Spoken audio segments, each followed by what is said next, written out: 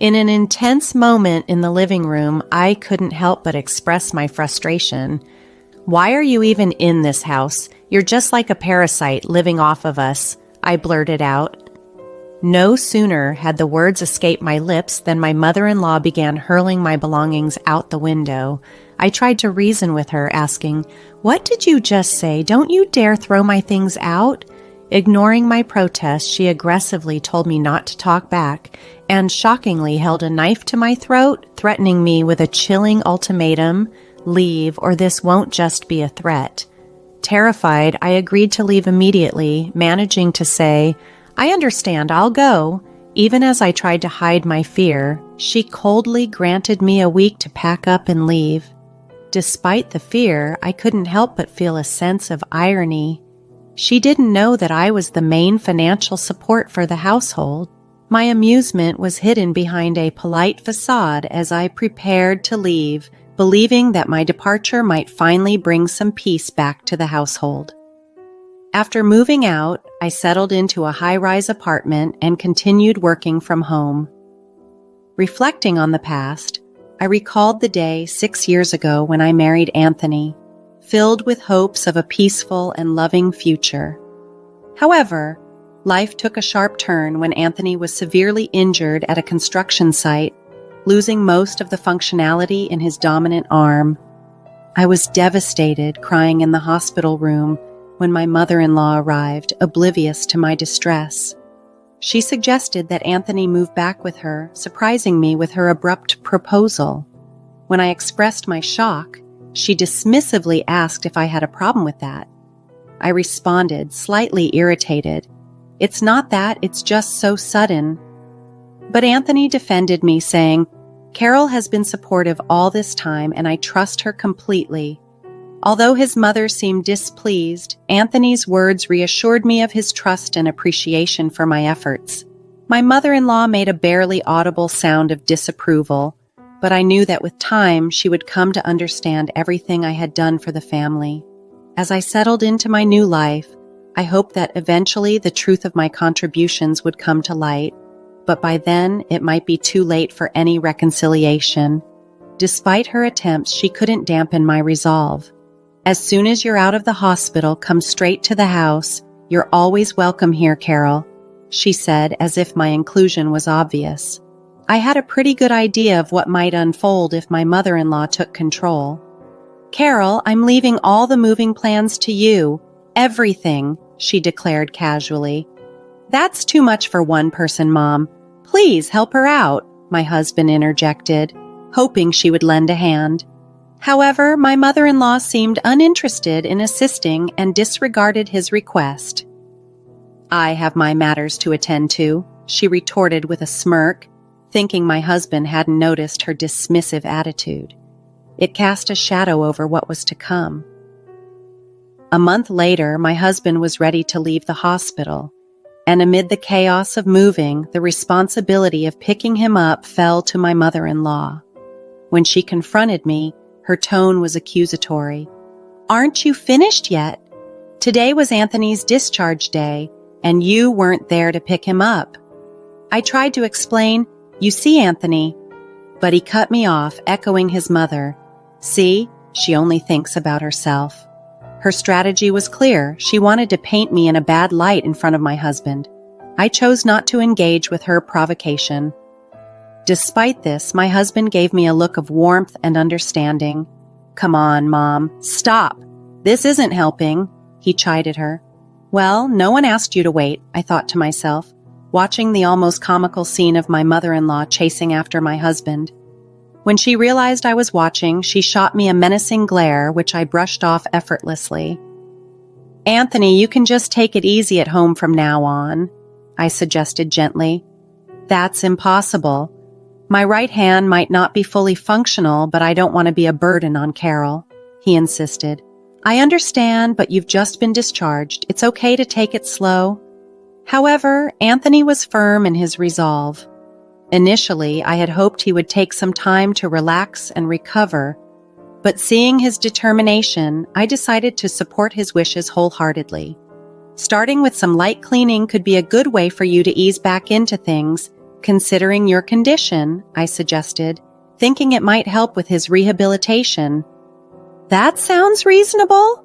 I'm unsure if my hand will fully recover, but it's better than sitting idle.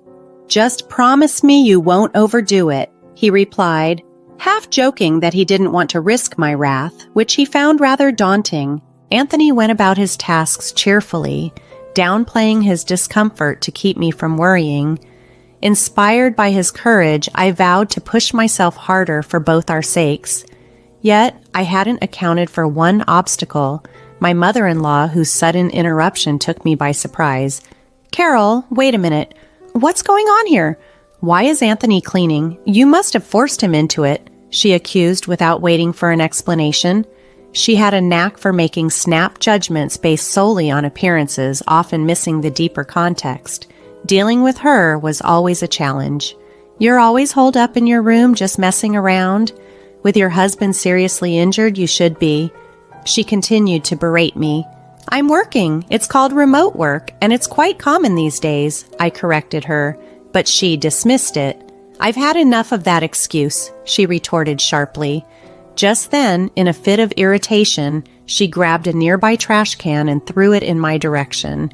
Thankfully, it didn't hit me directly, but trash was scattered everywhere. Exhausted by the confrontation, I decided it was futile to explain any further. Her mind was made up, and she wasn't listening. This mess is disgusting. Clean it up yourself, she demanded as I began picking up the scattered trash. Anthony, who had just entered the room, noticed the commotion. Hey, what happened here? He asked, looking concerned. It's just a small incident, I replied, forcing a smile to downplay the situation. But Anthony, usually so calm, showed a flash of insight. Did Mom do something? Are you hiding something? Please be honest with me, he pressed, his expression serious. Seeing his genuine concern, I felt compelled to tell him the truth about what had transpired. Got it. I'll talk to Mom about this, he said firmly after hearing me out. Oh, it's fine, really, but it's not okay. I'll handle this, he insisted, determined to address the issue. Relieved and grateful for his support, I realized how important it was to have him by my side, not just as my partner, but as someone who truly understood the challenges we faced together. Lying in bed, my gaze fixed on the ceiling, I worried about the repercussions of today's events. Inevitably, I feared I would end up being blamed. As the evening shadows grew longer, my thoughts kept circling back to the day's conflicts. Night fell, and I replayed the conversation in my head. Carol was just messing around, someone had commented. But that wasn't true. I had been diligently working, even taking on extra tasks. Why were you cleaning then? The question had come up earlier. I offered to do it. I can't just sit idle at home, especially not after just being discharged from the hospital. I know what I'm capable of, Anthony had responded, his stern words cutting through the air, leaving his mother momentarily speechless. Perhaps she hadn't expected such firmness from him, dismissing her assumptions as mere arrogance. I had hoped this clear stance from Anthony would give his mother some pause for thought. The following day, as Anthony left for a rehabilitation session, I found myself alone with my mother-in-law. I was busy in my room when she appeared at the door. "Can we talk?" she asked. "Can it wait about 20 minutes?" I responded, hoping to finish up my work.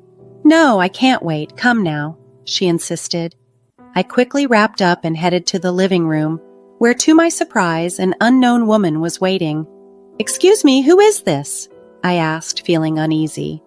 "Have a seat first. We'll talk after that," my mother-in-law commanded, her tone leaving no room for objection. As I sat down, trying to make sense of the situation, the woman began speaking. "So, this is the one you were talking about? The wife who just plays around without working?" "Yes, it's true," my mother-in-law replied, her laugh sending chills down my spine. "You realize that you're an unnecessary presence in this house, don't you?" The woman challenged me directly. "What are you talking about?" I asked, looking around in confusion and distress. "Don't you understand? Unnecessary people are not needed here," she continued, her words growing increasingly harsh. "What do you mean?" I countered, the situation becoming more perplexing by the second. They bombarded me with accusations of incompetence, each assertion more taxing on my mental state than the last. "Isn't it time you realize your place? How dare a daughter-in-law toy with her mother-in-law, spending time on such unproductive things? Isn't it a waste of time?" my mother-in-law taunted. Reaching my breaking point, I felt overwhelmed by the nerve of these accusations. The tension in the room was stifling, pushing me to the edge of my patience. In the tense atmosphere of the living room, as my mother-in-law's anger seemed to intensify, a quick idea sparked in my mind. "Oh, isn't it about time for Anthony to return from his rehabilitation session?" I casually mentioned, glancing at the clock as if expecting him any moment. "Is it that time already?" my mother-in-law reacted, taken aback. Just then, the unknown woman, sensing perhaps that her presence was no longer appropriate, made a quick exit. "I'll come again soon, okay? We'll talk more then," she said as she hurried out. "Let's," my mother-in-law responded, clearly fooled by my feigned ignorance.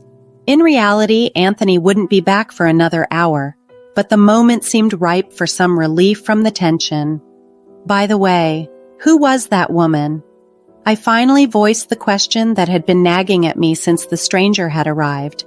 "That's Patricia, a close friend of mine. She was eager to meet you after hearing so much about you," she explained nonchalantly. It wasn't hard to imagine the sort of things Patricia had been told, likely painting me as some frivolous wife who shirked her responsibilities. This assumption seemed to be the only thing my mother-in-law cherished sharing about me. "So that's the case. Well, Anthony will be back a bit later. I need to get back to my work now," I said, attempting to leave the room. "Wait, what do you mean? Just as you said, he's not coming back yet. You lied," she realized, her tone accusatory. "Why do you act like this?" I seized the opportunity to finally speak my mind. Her continuous interference had become too much of a nuisance. "You're the one who started this, right? You called your friend because you can't handle things by yourself," I challenged her. "That's not true. I can manage you perfectly fine on my own," she retorted defiantly. "Then why don't you try and see if you really can?"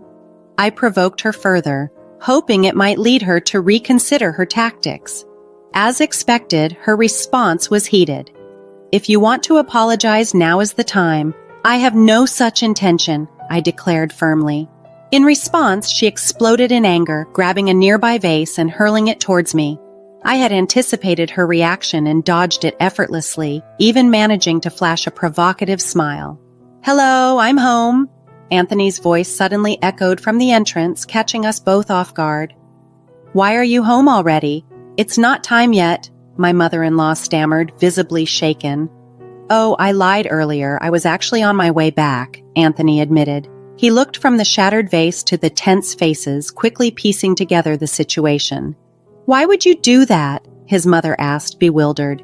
"Isn't it obvious?" I pointed to the remnants of the vase on the floor, signaling the chaos that had unfolded in his absence. It was a clear illustration of the underlying tensions that needed to be addressed. Despite the tense atmosphere, I couldn't help but find a hint of humor in the chaos. "Hey, what happened here?" Anthony asked as he walked in, surveying the mess. "Your mom threw that vase at me," I explained, still a bit shocked by her actions. "What? You mean that lady who came over claiming to be Mom's friend?" Anthony looked between me and his mother, his expression a mix of surprise and anger. "Is that true, Mom?" he asked. She hesitated, then muttered a reluctant, "Well?" "So it's true. Why would you do that?" His voice carried a weight of disappointment and disbelief. Witnessing my mother-in-law being reprimanded, I felt a sense of vindication for all the troubles I'd endured under her roof. "Well, I have something to do," she said, trying to escape the conversation. "Okay, wait," she started, but I wasn't in the mood to linger on her excuses. I turned away and headed back to my room, hoping this episode might finally put an end to her bullying tactics. For a while, life seemed to return to a calm normalcy. But after staying up late one night, I had dozed off well past noon. I was woken by Anthony's voice. "Sorry to wake you, but can you come here for a moment?" "Okay, sure," I replied, noticing his unusually serious demeanor. In the living room, my mother-in-law was already there, looking oddly complacent. "What's going on?" I asked. "Look at this," Anthony said, pointing to the table where a disassembled plastic model was scattered about. It was one of his treasured hobbies, usually kept pristine. "I came home and found it like this. Do you know anything about it?" he inquired. "No, I have no clue," I replied, genuinely puzzled. I hadn't been near the room where the model was kept, let alone inside it. My gaze drifted involuntarily towards my mother-in-law, who wore a strange, eerie smile, as if pleased by the disruption. Even if someone broke it, I was out. "I met Anthony on my way back from Patricia's place, remember?" she quickly interjected, trying to deflect suspicion. "Yes, but," Anthony began, his voice trailing off as he noticed something in her hand. She was holding a shiny object. "Is that an earring?" I instinctively touched my ears and realized my left earring was missing. It didn't take long for me to connect the dots. This had to be an act of revenge for the previous incident. "This is yours, isn't it? It looks like only the left one is missing," she accused, her voice tinged with triumph. I took a deep breath, knowing that showing anger would only play into her narrative. "Indeed, it's mine. But isn't it premature to conclude that I broke the model? Jumping to conclusions and making accusations without proof is unbecoming." "We have evidence," she insisted smugly, but I knew better than to let the situation escalate based on her manipulations. The atmosphere thickened with tension as Anthony left the room abruptly, leaving me alone under the scrutinous gaze of my mother-in-law. Her stare felt accusing, as if she believed I was guilty of some heinous act. Stunned, I stood there silently. "It's a shame," she began, her voice dripping with faux sympathy. "This could have been the end of you if you had done it. You set a trap, didn't you? You'll find no evidence anywhere. If only you had followed my advice, none of this would have happened." Her insinuations felt like a noose tightening around my neck. She seemed to be weaving a narrative that painted me as the culprit, regardless of the truth. If I just explain things to him properly, he'll understand, right? I pondered aloud, more to reassure myself than to seek her agreement. But her response was cold and calculating. "Will he?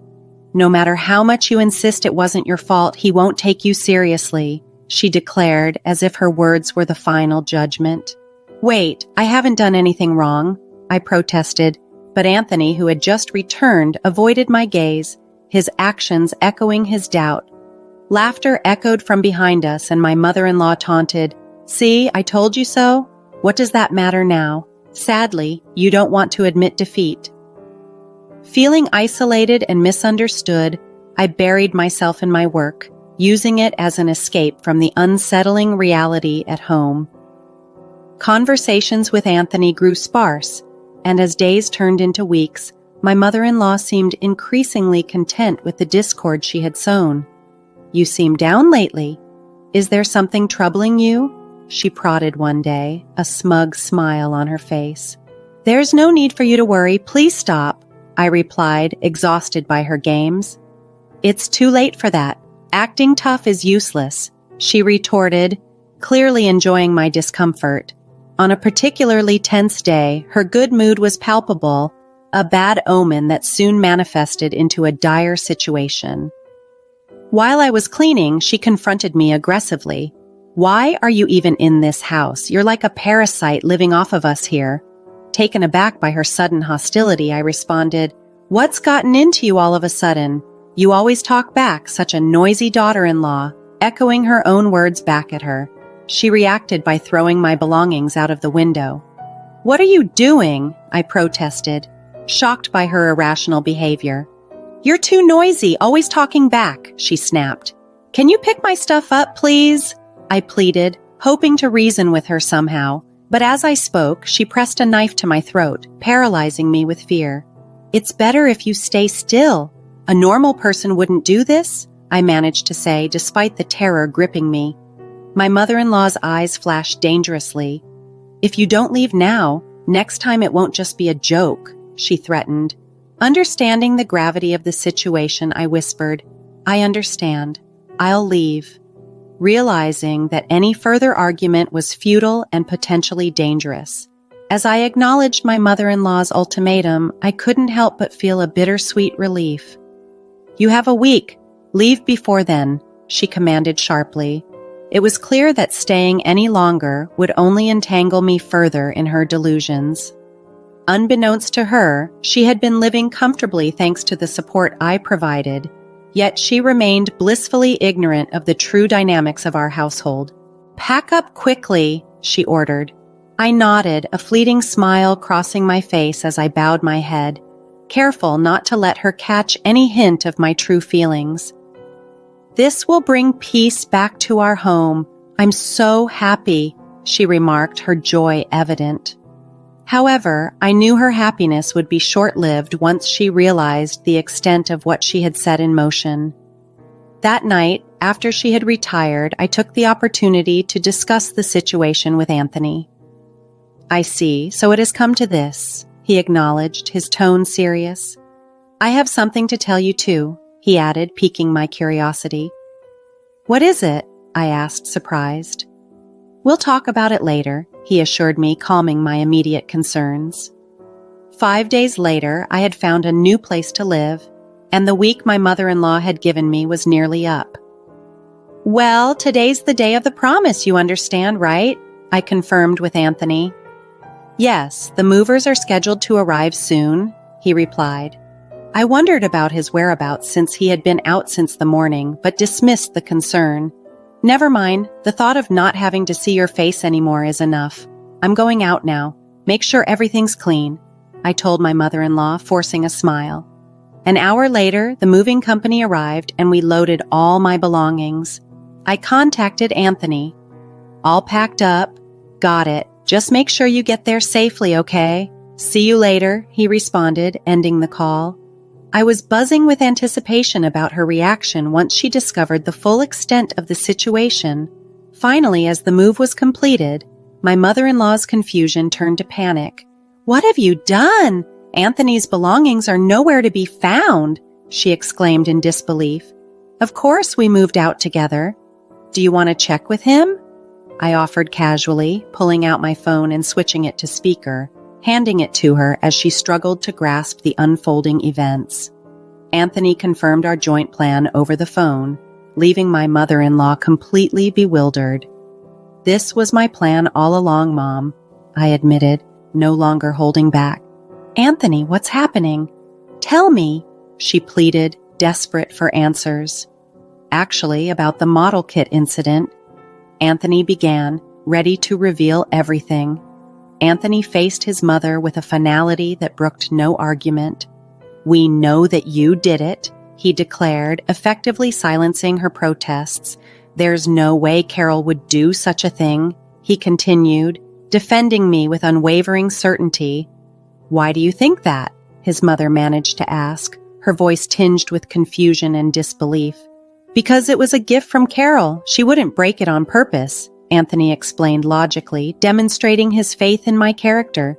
Faced with this reasoning, my mother-in-law was left speechless, forced to confront the fact that she had wronged the very person who had been supporting her all this while.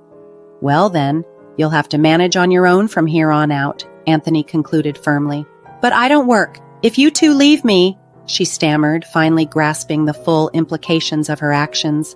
"That's the choice you made," she said, resigning herself to the consequences. "Mom, it's no longer our business. It's time for each of us to do our best," Anthony remarked, effectively ending the conversation. We felt a profound sense of relief. Though we had initially hoped for a good relationship with her, we had quickly abandoned that hope. Now, my mother-in-law had chosen her fate.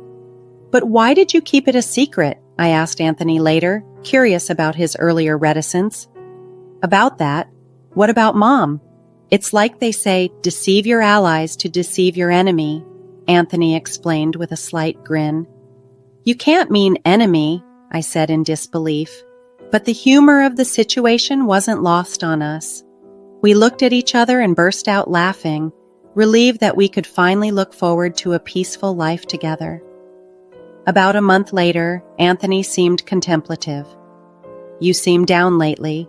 Is there something troubling you? He asked, his concern evident. There's no need for you to worry. Please stop, I reassured him, trying to alleviate his concern with a light tone. It's too late for that. Acting tough is useless, I added, echoing the playful banter we had grown accustomed to.